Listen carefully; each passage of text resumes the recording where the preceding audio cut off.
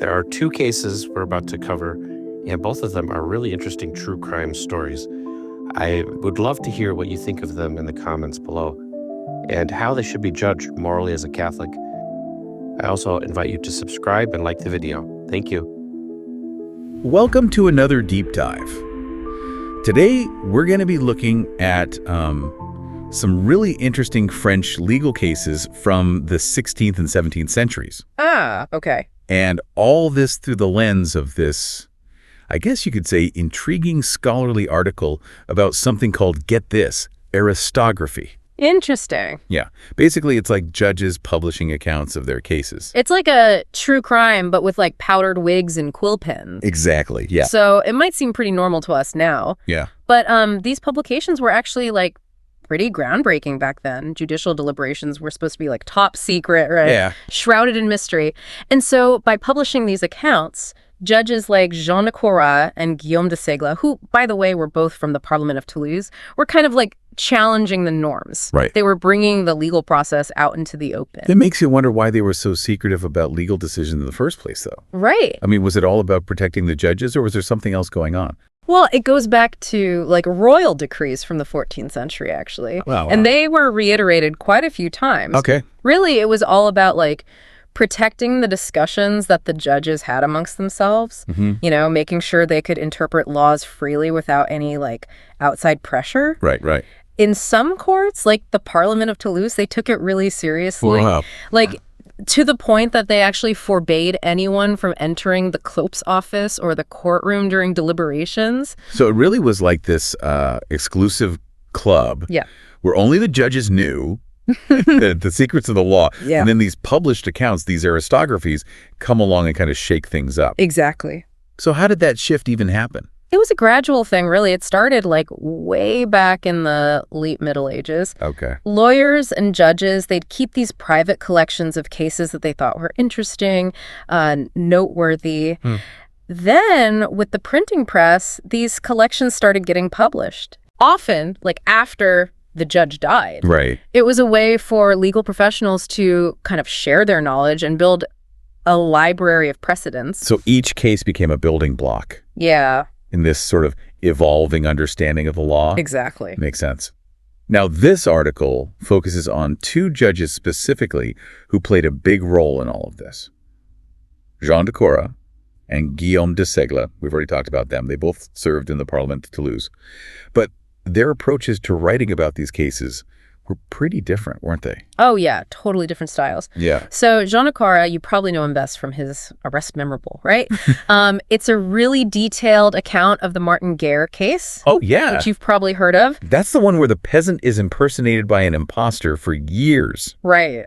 Crazy. So Corras's writing is really narrative-driven. He focuses on the drama, really brings you into the judge's mindset. Right. You feel like you're right there with him. Exactly. It's a classic. What about Ségla? Okay, so Ségla wrote the Histoire Tragique about 50 years after Corras. Okay. And his work, it centers on a murder case, this Portuguese family living in Toulouse. Interesting. And his style is way more analytical. Okay. Like he dissects all the legal arguments, procedures in detail. Much more kind of a legal mind. Yeah. Yeah. But what's interesting is, like Corras, he's not afraid to let his own, you know, thoughts and struggles about the judicial system kind of come through in his writing. So both of them are giving us this kind of behind-the-scenes look at the legal world. Yeah. Each in their own way, right? Right. Corras with the gripping narrative, Ségla with this in-depth legal analysis. And in a way, both are pushing the boundaries, making these like behind-closed-doors discussions public. Exactly. Okay, so let's focus on Ségla's Histoire Tragique now. Okay. Before we get into like the legal nitty-gritty, can you set the scene for us? Absolutely. Who are the players in this 17th century murder mystery? All right, so picture this. Toulouse in the early 1600s. This Portuguese family, the Vaz Castelos, have settled in the city. Okay. And one of their daughters, Violante, she's a young widow, known for her beauty, and let's just say her freedom of spirit, which raised a few eyebrows back then. Freedom of spirit. Yeah. I bet that caused some trouble in a society with such strict social norms. Oh, yeah. And is this Violante at the heart of the murder case? She is. Okay. The victim is this lawyer named Pierre Romain, who just recently married Violante. Okay. And, well, because of her reputation, she quickly becomes the prime suspect. Makes sense. Yeah. A beautiful widow with a lot of admirers. Mm-hmm. Easy target for suspicion. But you said a whole Portuguese family was involved. Right. So who else gets caught up in this? Okay, so Violante had this circle of admirers, right? And several of them become key suspects. We've got François Guerre, who is actually a judge himself, Pierre Arias Berdes, a monk, Antoine Candolas, a student, and François Esbaldide, who worked in the legal profession. Wow, a real tangled web of relationships there. It is, and Ségla's account, meticulously unravels it all, suspect by suspect. This is like a novel. Oh. Okay, so we've got our victim, our captivating widow, and a cast of potential suspects. Now, before we get to the specifics of each one, how did they even investigate and try these cases back then? Okay, so they used something called the extraordinary procedure, which was for, serious crimes, like murder. It was heavily influenced by Roman and canon law, and it was what they call inquisitorial. Inquisitorial. Yeah. That sounds intense. It means the judges weren't just presiding over the trial. They were actively gathering evidence, seeking confessions. So unlike today, where you have the prosecution and the defense presenting their cases, Right. the judges in 17th century France were almost like detectives. Exactly. They'd conduct interrogations, gather testimonies, examine evidence, and all of it would happen in secret. Wow. It's like a whole different world. Yeah. And a key part of this procedure, which is a little hard to swallow, was the use of torture Right. to get confessions. Yeah, they called it the question. The question. Yeah. It's a pretty stark contrast to our modern legal system. The article even describes how Ségla wrestles with the moral implications of using torture, He does. while also trying to uphold the laws and procedures of his time. Yeah. Must have been a real dilemma for him. It was. And it's his writing gives us this incredible insight into his struggles. Yeah. He's clearly grappling with the morality of torture, but at the same time, he recognizes its place in the legal system. He's bound by it. Yeah, it shows just how complex his position was and the difficult choices judges faced back then. It's fascinating how his account isn't just about the legal process. Right. It also gives us a glimpse into those moral and ethical considerations. It does. Now let's get into the case itself. Can you walk us through how Ségla approaches each suspect's trial? Let's start with Berdes, the monk. Okay, so Berdes is an interesting one. He was a respected doctor of theology at the University of Toulouse, but the investigation revealed that he was having a secret affair with Violante. Oh, wow. It had been going on for years. Some witnesses even claimed they'd seen them together in, these secluded gardens around Toulouse. That wouldn't have been considered proper behavior for a man of the cloth. No, definitely not. And Ségla actually throws in a little bit of humor here. Oh. Yeah. In his account. He says they weren't visiting those gardens to, revere the garlic and onions. A little bit of wit in the midst of all this seriousness. Right. So was the affair enough to condemn Berdes? Well, it was scandalous. Yeah. But it doesn't directly tie him to the murder. Right. Right. So you're right. It wasn't enough on its own. Right. But other evidence started to pile up against Berdes. For instance, they discovered that he'd fled Toulouse right after the murder. Oh, really? Yeah, he went on this kind of convoluted journey that ended in Nimes, where he not only ditched his religious habit, but also publicly converted to Protestantism. Wow, that's quite the turn of events. Sounds like he was trying to cover his tracks. It does, doesn't it? How did the judges interpret this whole flight and conversion? Well, they found it very suspicious, obviously. Yeah.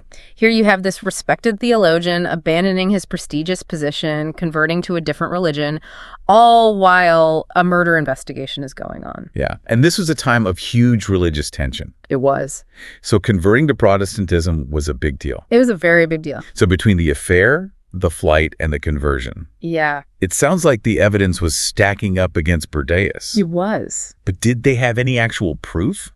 Like tying him to the murder? That was the tricky part. Even Ségla admits that the evidence was mostly circumstantial. There were no eyewitnesses, no direct proof of his involvement. So what did the court do? Well, it's interesting. The court was actually divided. Okay. Half of the judges, including the lead investigator, they thought Bourdieu was guilty and wanted him sentenced to death. But the other half, including Ségla, they had serious doubts. They argued the evidence wasn't strong enough. A divided court. Must have been some tension during those deliberations. Well, I'm sure. So what happened? Okay, so Ségla, remember, he was initially hesitant about using torture. Right. He actually proposed this kind of strategic approach. Okay. He said, let's postpone Bourdieu's trial and apply the question to 2 other suspects. Wait, hold on. Yeah. He wanted to torture other suspects to get evidence against Bourdieu. He did. That's a bold move, especially considering his stance on torture. I know, right? What was his reasoning? Well, his thinking was that if these other suspects, Candela's and Esbaldit, confessed under torture, their confessions might actually implicate Bourdieu. Okay, so it's like a calculated risk. Right. Did the court agree? They didn't. The majority of the judges, they rejected Ségla's idea. Okay. They weren't convinced that torturing other suspects to get evidence against Bourdieu was the way to go. Right. And it shows that even though torture was, legal, not everyone was okay with using it. So what about Bourdieu? Yeah. Did he go free? Unfortunately, no. Yeah. Despite Ségla's doubts, the court decided to condemn Bourdieu to death. Really? Yeah. So even though there wasn't clear evidence, Bourdieu was convicted. Yes. Based on this kind of collection of circumstantial evidence, his behavior, Yeah. and maybe some bias against his conversion. Yeah, it's a complex situation for sure. It is. Ségla clearly had reservations, but the court went against him. And this is where it gets even more interesting. Even though they'd condemned Bourdieu, they decided to apply what they called the preliminary question. The preliminary question. Yeah, basically, it's torture used after a guilty verdict, not to determine guilt, but to get information about accomplices. It was something that Ségla really struggled with. But again, he was bound by the legal framework of his time. This preliminary question is pretty disturbing. Can you describe what happened when they brought Bourdieu to the torture chamber? Yeah, so Ségla, his account of this is really vivid. He paints this picture of the tense atmosphere in the room, as Bourdieu is interrogated for hours. At first, he resists the torture, refuses to confess to anything beyond what he'd already admitted. Ségla even describes how the presiding judge was sweating profusely, like desperate to get to the truth. It was clearly a high-stakes situation full of moral weight. It sounds like you can almost feel the tension in that moral conflict. Right. Radiating from Ségla's description. And then what happens? Just as it seems like they're getting nowhere, Bourdieu cracks. He confesses. He does. He admits to being involved in the plan to kill Romain. Wow. And not only that, he implicates Guerre, the judge, revealing that Guerre had hinted at this plan to get rid of Romain even before the murder. So, a confession under duress. How did this unexpected confession impact the judges?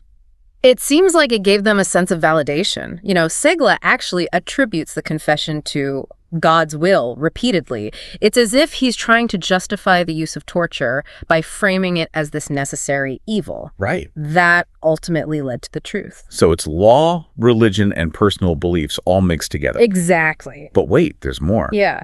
Bourdieu mentions a man named Bertrande, Right. who was the clerk for the original judge assigned to the case. Right. And this opens up a whole other can of worms, doesn't it? It does. Miele's involvement adds this layer of intrigue, maybe even corruption, to the whole case. And what's really interesting is how Ségla reveals this. He kind of mentions it as an afterthought almost. Okay. Like just hinting that Miele was never really investigated and suggesting that his connection to the lead judge might have something to do with that. So Ségla is trying to expose potential corruption without actually accusing anyone. It's a delicate situation, right? Yeah. He's clearly bothered by Miele's involvement and the lack of a thorough investigation. Right. But he doesn't want to directly accuse anyone, maybe to protect himself. Speaking truth to power can be dangerous, especially in a system like that. So we've got Bourdieu, the monk, convicted despite Ségla's doubts. Yeah. We got Guerre, the judge, implicated in the plot. And then there's this shady clerk. Right.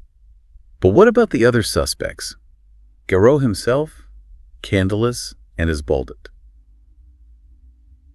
How did their trials unfold? That's where we'll pick up next time. We'll dive into the trials of those remaining suspects and see how this whole complex case plays out. It's really a fascinating look at the legal and social landscape of 17th century France. I'm hooked. Can't wait to hear the rest of the story next time. Welcome back to our deep dive into Guillaume de Ségla's Histoire tragique. It's good to be back. Last time we left off, we were just talking about that confession from Pierre Arias Berdes. Yeah, the monk. Right. Implicated in the murder. Exactly. And remember, his confession pointed the finger right at François Guerre. Oh, yeah, another judge. A judge is judging another Okay. judge. It's just fascinating. So, did Guerre get any special treatment during the investigation because of his position? You know, it's funny you asked that because he kind of did. Really? Yeah, at least at first. During that initial investigation, the one handled by the city magistrates, they didn't actually arrest Guerre like the other suspects. Oh, okay. Instead, they gave him a personal summons to appear for questioning. So, like, a polite request. Basically. Which, of course, he declined. He did. Yeah, citing his judicial privilege. Playing the judge card. Exactly. I can't imagine the city magistrates were too thrilled about that. I bet not. Yeah. So that's what led to the Parliament of Toulouse taking over the case. That's right. They eventually put him under house arrest, which was, let's be honest, way more comfortable than what the other suspects were dealing with. Oh, yeah, definitely. So preferential treatment, but it didn't last forever. What kind of evidence did they actually have against him, though?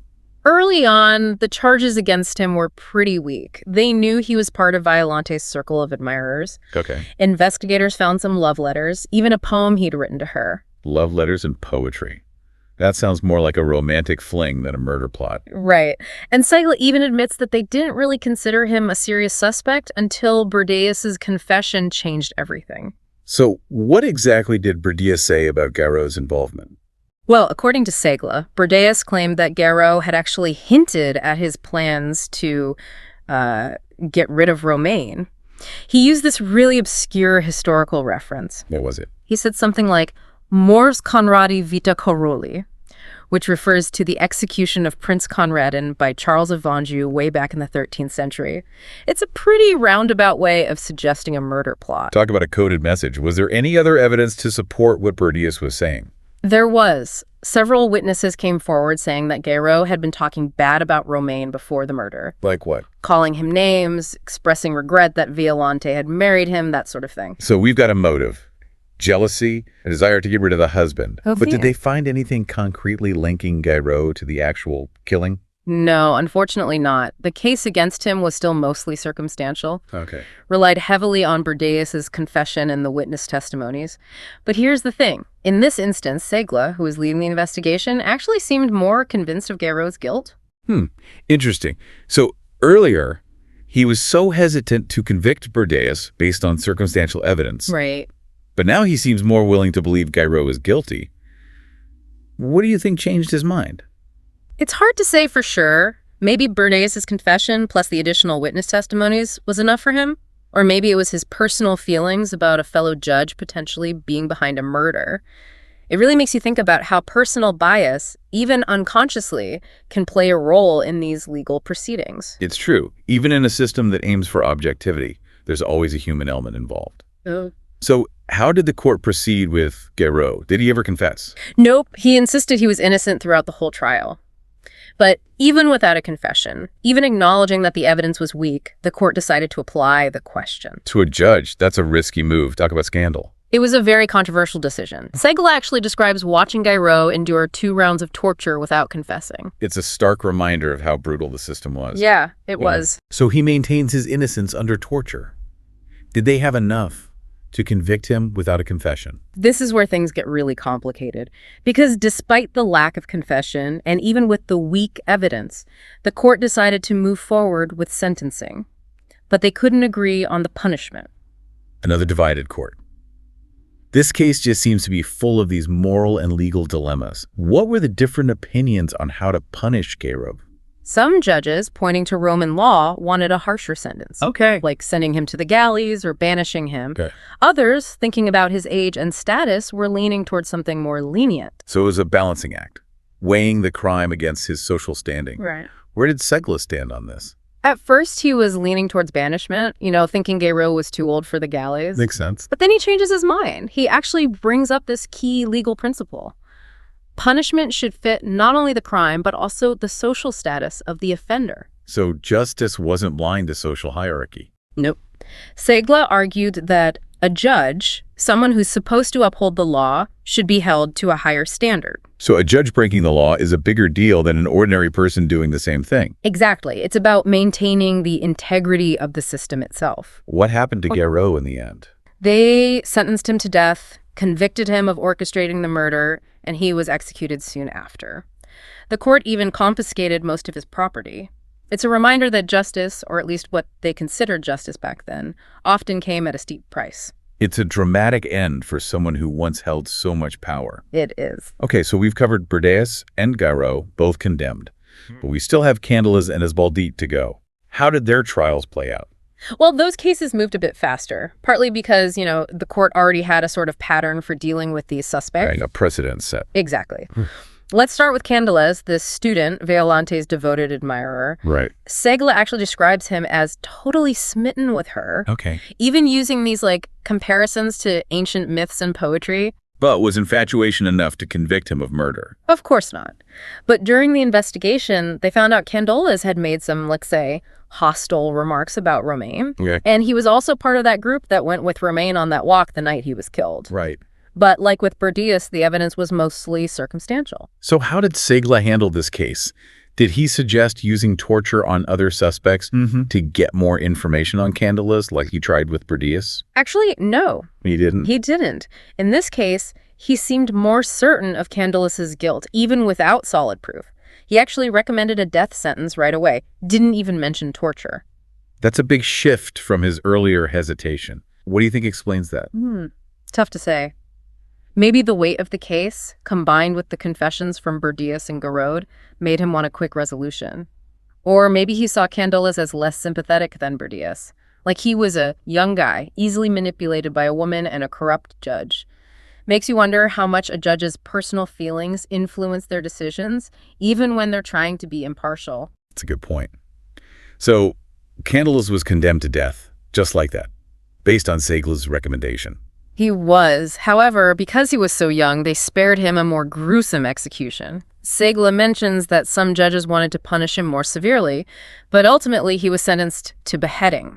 So, a death sentence, but with some leniency. Did they still use the preliminary question even after sentencing? They did. Ségla writes that when they brought Candelas to the torture chamber, he confessed pretty quickly.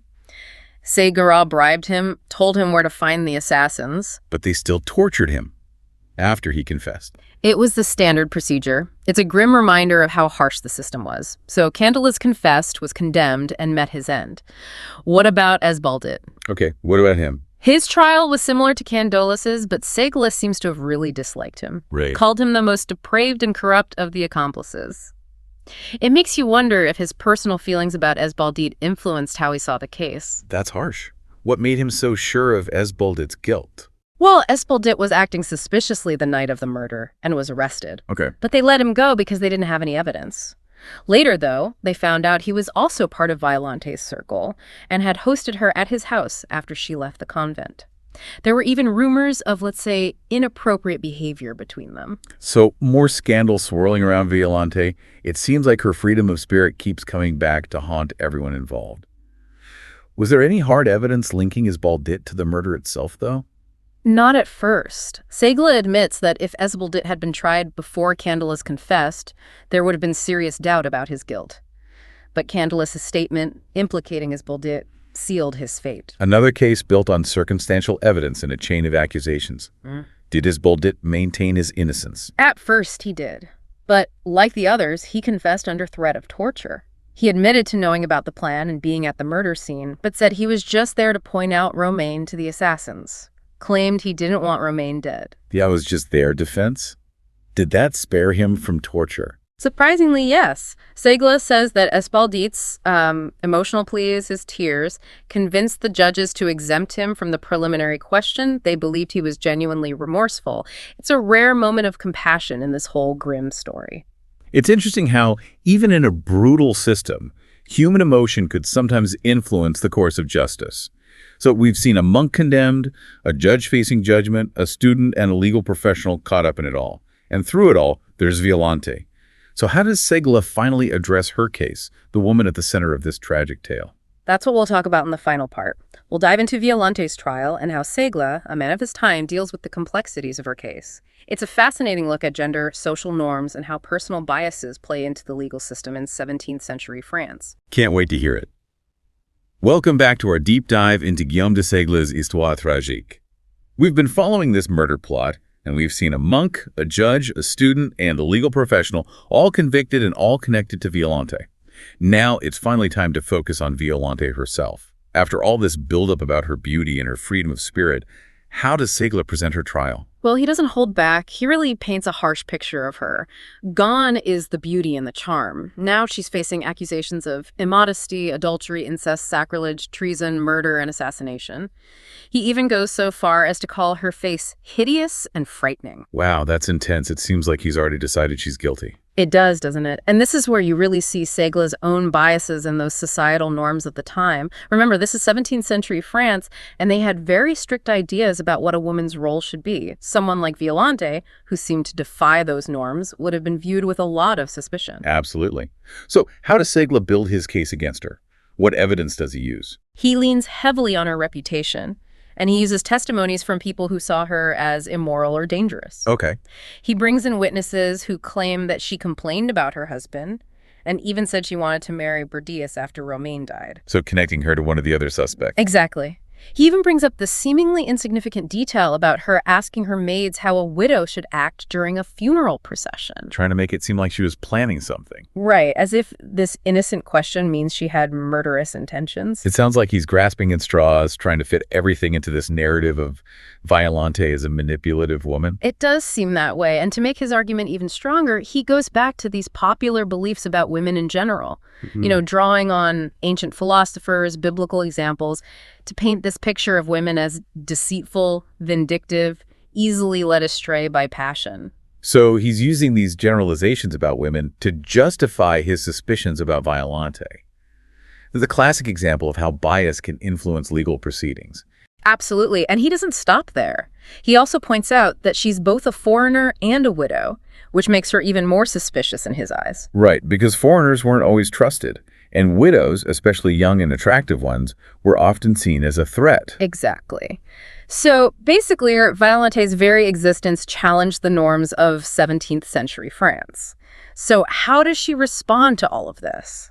Yeah, how does she handle these accusations and prejudices? Throughout the trial, she maintains her innocence. Okay. Denies any involvement in the plot. But her voice gets kind of lost in Ségla's narrative.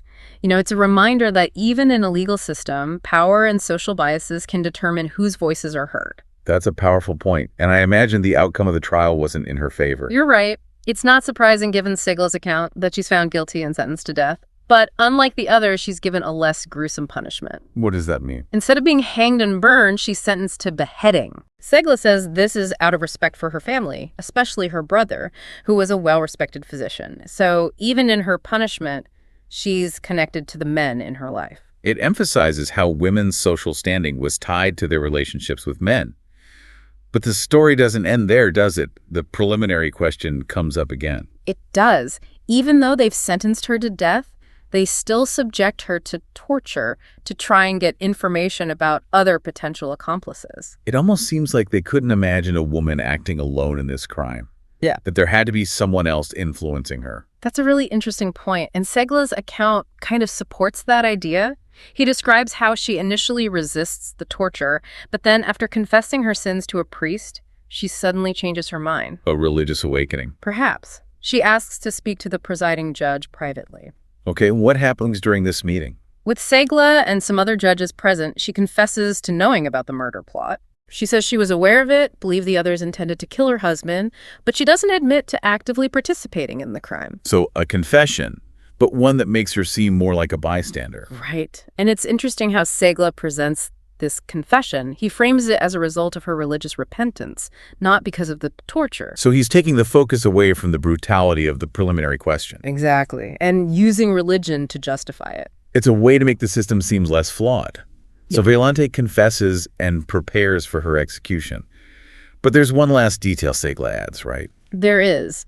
He mentions that on her way to the execution, she gave a public speech, a sort of final testament, which he says was later printed and circulated. Wow.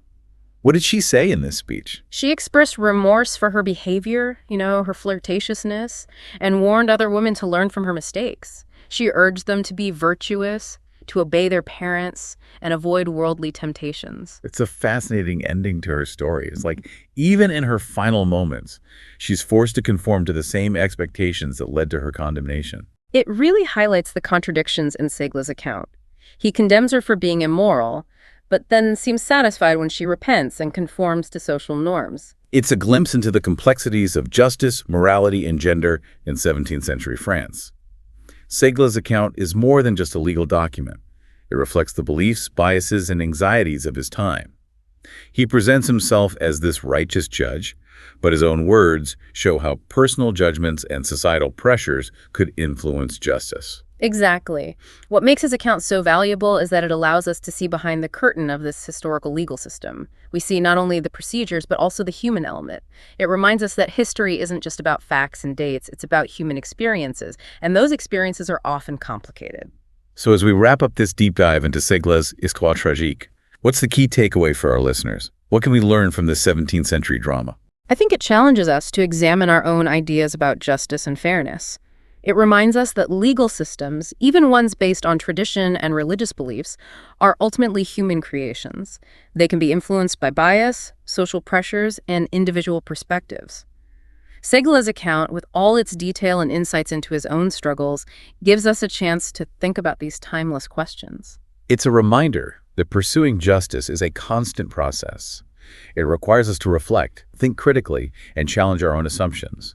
And sometimes looking at stories from the past, like this one, can help us do that. Absolutely. They help us understand the past, and they can spark conversations about the values that shape our own understanding of justice today. Thank you for joining us on this deep dive. We'll leave you with one final thought. Does Ségla's account ultimately support the justice system of his time, or does it reveal its flaws? We encourage you to keep exploring this question and consider what we can learn from these historical events.